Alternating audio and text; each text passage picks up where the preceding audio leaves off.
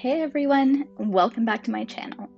Today I'm going to be diving into an intuitive art journaling session inspired by a quote I came up with based on what I really needed to hear and work on today. So the quote says, "I have the power to brighten someone's day." If you've seen one of my art journal with me videos before, you know that there are just two starting prompts that I have set out when I sit down with my art journal. I have an affirmation quote that I like to keep in mind as I work, and then I have a color palette. Now, today I'll be working with this soothing palette of blue and gray and cream, along with black and white, most likely. I always like to incorporate black and white, and I really like neutrals and I like calming colors. And today that is just what I need. Now, I have no idea what types of mixed media techniques I'm going to be using as I go along because I have no idea what I'm going to be doing yet. But I did set out a few supplies to have on hand. So I have a variety of acrylic paints with me to match the color scheme. I've got some water-soluble markers. I have some soft pastels, which are already getting all over my hands. I love that. I've got some gelatos. I've got some stencils that I've pulled out, including this one that I actually just created on my Silhouette machine, which I really, really love. So I'm looking forward to trying it out for the first time. I have just a few pieces of pattern paper. I have my trusty bowl of magazine cutouts. But I'm going to be really honest with you guys and say that my anxiety is sky high today. So I really need this art journaling session, but I'm worried. I'm worried that nothing's going to come of it, that I'll mess it all up. You know, the usual anxiety-ridden thoughts. They are very, very loud today. So come along with me as I show you how I create a page when I'm not at my best and how the process of art journaling helps me. I'm recording this voiceover about 3 days later, and I'm grateful for hindsight and for the ability to step away from actually being in the process so I can talk you through what I was thinking, what I was feeling, and how it all came together in the end. And I won't lie, this page was a struggle. I had expected it to be a struggle, and it was a struggle.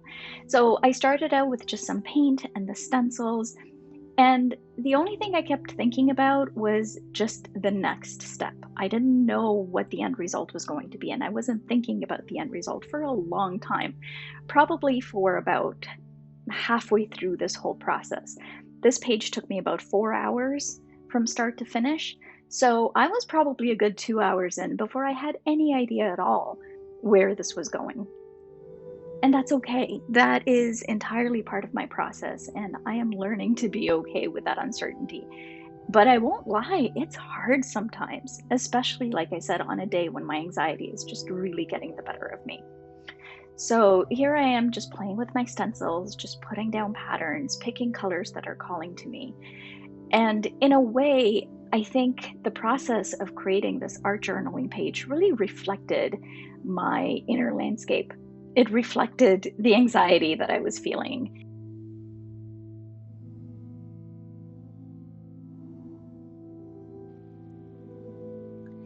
Now, the quote that I'm working with today, as I said, states, "I have the power to brighten someone's day." And the reason why I came up with that quote was because on top of having generalized anxiety, I have social anxiety, and social anxiety keeps me from interacting with people very often. Now, as you watch this art journal page emerge, I thought I would share my personal experiences with social anxiety and how I've learned to cope, specifically how art journaling helps me cope. If you're not familiar with social anxiety, first let me say, lucky you. And secondly, it's that pervasive, unsettling feeling that keeps us from engaging with others. It's the fear of being judged or embarrassed in social situations taken to the extreme. And it's the idea that no matter what you do, you're going to say the wrong thing, act in the wrong way, and just cause more trouble than your presence is worth. So that's typically how I feel when I think about going out, meeting up with friends, meeting up with strangers, which is a whole other thing. It's taken me years, and clearly I'm still working on this, but throughout my personal journey, I've discovered the importance of allowing myself to be seen, to be vulnerable, and to connect with others. And I want you to know that your presence and your unique energy and your genuine interactions with others really do have the power to brighten someone's day, as do mine. If I'm having a particularly tough time believing that, I turn to my art journal. This safe space allows me a judgment-free zone for self-expression and self-exploration, and it lets me confront and process my emotions. And by putting my thoughts and feelings onto paper, I've been able to better understand and address my anxiety in a healthy and constructive way.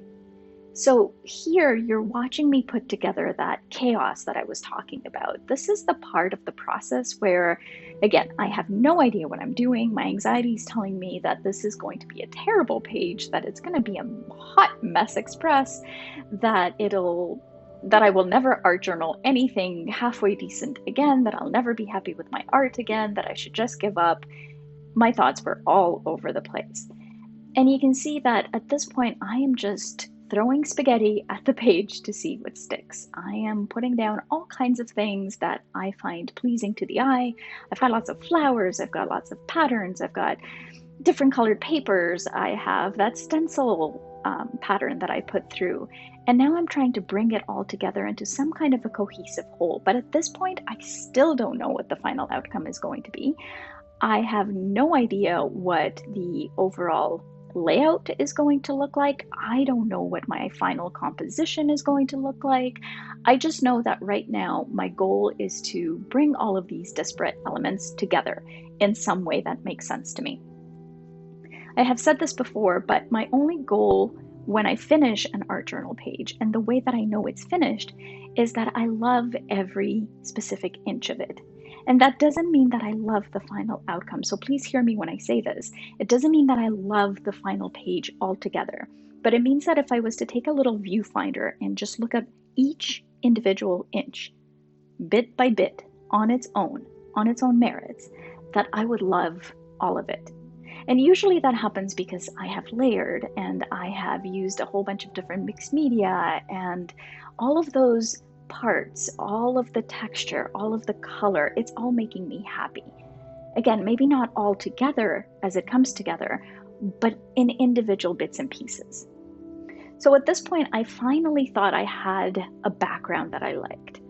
And you'll see that most of what I had put down is not going to be there at the end. I'm not going to see it, and that's okay. It was all part of the process to help get me to the layout that I wanted, to the composition that I wanted. I ended up creating this girl in Procreate just while sitting on the couch one night, and then I printed her out on tissue paper and I stuck her down, and then I decided I would just paint over her to make sure that she becomes more cohesive with the rest of the page. Now, looking at it now while I'm editing this video, I actually really like the way that those patterns in the background are showing through her face, and I wish I'd kept some of that. But lesson learned for next time, I do in fact go over her face and her skin tone, and I just blend everything out and smooth everything out.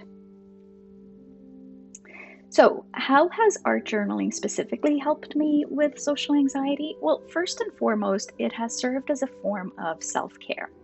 When I felt overwhelmed by other people's judgment, having an outlet where I can express myself without fear of criticism has become invaluable. And so, yeah, okay, it's a little ironic that I would then choose to put that same art on YouTube, but we're all full of complexities and contradictions, right? We contain multitudes. I am being vulnerable by showing something that for me has always been such a therapeutic part of my process. But moreover, art journaling has helped me build self-confidence and self-compassion. As I've created and explored my inner world through art, I've learned to embrace my imperfections and develop a greater sense of self-worth. And this confidence and self-compassion then comes with me into the outside world, and I'm able to use it to fuel my social interactions, making it easier for me to face my fears and engage with others authentically. Basically, all of this art that I'm making, that maybe you're making, it spills into our real life in unexpected ways. here again, I'm just being very intuitive. I had no idea what I was going to do with that little moon person, but I saw what looked to be little feet, and it was from one of the stencil patterns that I had put down. So I drew the little feet, and then I drew the little body, and then I drew little arms clasped in front of it. And I realized that it was just sort of floating there on the page. So I grabbed some of my soft pastels and I gave him a little mountain, a little hill to stand on. And then I really liked the way that looked, and it helped me integrate the girl as well. It looks a little foggy, a little misty. So after that, I came in again with my stencil. At this point, I had sprayed some fixative on top of the soft pastels so that it wouldn't move when I added the many, many layers that are still to come on this page. And this is how it all gets built. And at this point, you can see that I have a pretty good idea of where the composition is going. So now it's just a matter of making it make sense to me. And it's also just a matter of making sure that I love all of these little bits and pieces. It was starting to look a little too monotone, and I wanted to bring in some of that cream. So I came in with my beige gelato, which actually has a little bit more of a yellow tone than I was expecting. You'll see it in the final pictures. I don't think it shows up quite as well on camera as it does in real life, but you'll see it. And now I'm just adding in some details to finish this page. It took me probably about 3 days of work in bits and pieces, like I said, about 4 hours total to finish this page. I ended up adding what looks like a thread right here because I wasn't quite sure what I was going to do to finish the page. And normally when I get a little bit stuck, I like to go to found poetry. So I have a little container beside me of little words and phrases and things that I have cut out of magazines and books. And then I just let them spill out in front of me and I put phrases together. And this particular saying says, "In the moonlight, togetherness is the thread we follow." I like that full moon person, and I like the idea of a thread tying the two figures on this page together. So I added that little blue thread that does tie them together. So I want to encourage you to embrace the transformative power of art in any form, not just art journaling, and the connections it can foster. I want to encourage you to share your work with others, to engage in conversations about mental health and creativity, about anything and everything. And remember that your presence matters. You are a beacon of light in this world, and your art serves as a reminder of your incredible capacity to create amazing, amazing things. Thanks again for joining me today. Don't forget to like, comment, and subscribe for more art journaling adventures. And remember that you matter, you are loved, you are valued, and you have the power to brighten someone's day. I'll see you in the next video.